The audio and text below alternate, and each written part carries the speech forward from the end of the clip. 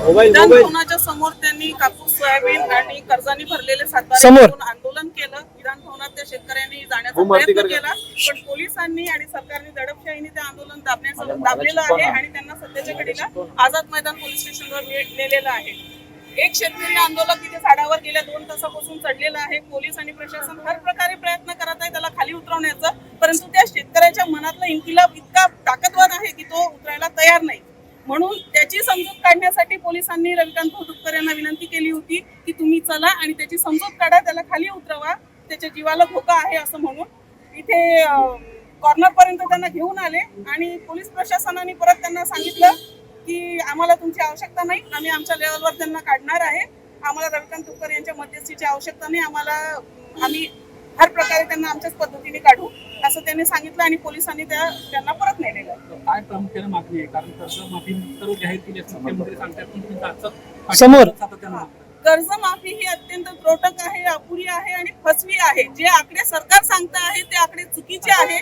प्रातिनिधिक स्वरूपात मी बुलढाणा जिल्ह्याचं सांगते की बुलढाणा जिल्ह्यामध्ये जवळपास 4.5 लाख शेतकरी आहे आणि त्यामध्ये या कर्जमाफीचा लाभ केवळ 12,000 शेतकऱ्यांना मिळण्याची शक्यता आहे आणि त्या 12,000 शेतकऱ्यांमध्ये केवळ 2 ते 3,000 शेतकरी असे आहेत की ज्यांना थेट लाभ मिळेल. बाकीच्या शेतकऱ्यांना वरची रक्कम भरल्यानंतर लाभ मिळणार आहे. त्याच्यामुळे बुलढाणा जिल्ह्यामध्ये जर खरोखर पात्र शेतकऱ्यांची संख्या काढायची झाली तर 4.5 लाखापैकी केवळ 3 ते 4,000 शेतकऱ्यांना लाभ मिळेल. मग ही कोणती कर्जमाफी झाली? सरकार म्हणते की आम्ही सर्व शेतकऱ्यांना समावेशक अशी योजना आणलेली आहे, पण ही योजना फसवी आहे, चुकीची आहे आणि जे आकडे सरकार सादर करत आहे आणि दिशाभूल करत आहे ते आकडे दादांत खोटे आहेत. आणि त्याचप्रमाणे 15 तारखेपासून रविकांत तुपकर हे अन्नत्याग आंदोलनाला बसले होते. 5 दिवसाचं उपोषण झाल्यानंतर त्या उपोषणाला महाराष्ट्राच्या शेतकऱ्यांनी भरघोस प्रतिसाद दिला, ठिकठिकाणी या GR ची होळी केली. आणि असं असताना सरकारतर्फे मंत्री गिरीश महाजन हे आले बुलढाण्यामध्ये, त्यांनी मध्यस्थीचा शब्द दिला आणि पावसाळी अधिवेशनाच्या पहिल्या हप्त्यात 3-4 दिवसानंतर आम्ही बैठक लावू असं आश्वासन दिलं. आज पावसाळी अधिवेशनाचा शेवटचा दिवस आहे, जवळपास हा शेवटचा हप्ता आहे. उद्या पावसाळी अधिवेशन संपतंय पण अजून सरकारकडून कोणतीही हालचाल नाही. सरकारला नेमकं काय हवंय? सरकारला असं हवंय का की शेतकऱ्यांच्या पोरांनी कायदा हातात घेतला पाहिजे, शेतकऱ्यांच्या पोरांनी स्वतःचा जीव टांगणीला लावला पाहिजे? आज हा माणूस वरती शेतकरी आंदोलक वरून चढून बसलेला आहे. त्याच्या कुटुंबाची किती भयानक अवस्था झाली असेल, त्याच्या बायकोला काय वाटत असेल, त्याच्या आईला काय वाटत असेल? सरकारला आमच्या फक्त रक्ताचा नैवेद्य हवाय का? सरकारने विचार करावा. सरकार जर अशीच आडमुठी भूमिका घेत असेल तर सरकारचे मंत्री हे केवळ 10-15 आहेत. 1 मिनिट बोलू द्या. तुम्ही अभिव्यक्ती स्वातंत्र्याला काही बोलू नाही शकत. विनाकारण तुम्ही मगापासून दडपशाही करता.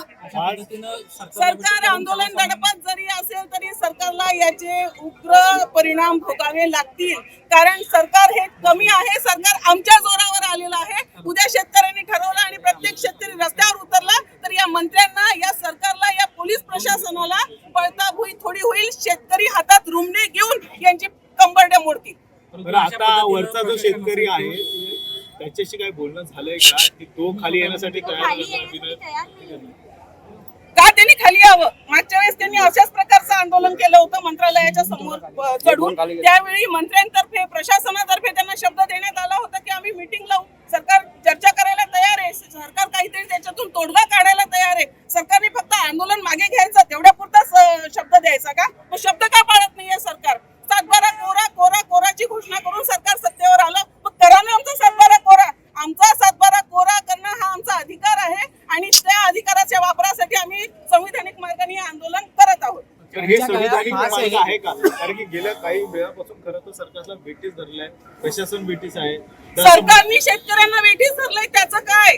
सरकारने शेतकऱ्यांना वेठीस धरलेलं आहे. सरकारने आम्हाला कोरा 7-12 करण्याचं आश्वासन दिलं, आमच्याकडनं मतदान रूपी आशीर्वाद घेतला, सत्तेत आले आणि सत्तेत आल्यानंतर आमच्याकडे दुर्लक्ष करतायत, आम्हाला लाथा मारतायत. ही पद्धत चुकीची आहे. खरं तर सरकारने आम्हाला वेठीस धरलेलं आहे, त्याच्यामुळे हा प्रश्न तुम्ही सरकारला विचारायला पाहिजे. काही आता पुढची भूमिका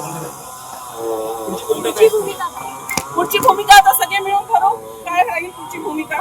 प्रवीण परदेशींच्या दालनात बैठक होती. प्रवीण परदेशी बैठकीला आलेच नाही. मोबाईल थोडा मागे, आम्हाला त्या बैठकीचं मोबाईल मागे घे. निमंत्रण नाही. आतापर्यंत आम्हाला सरकारकडून कोणताही निरोप नाही, कोणताही शब्द नाही, काहीच नाही.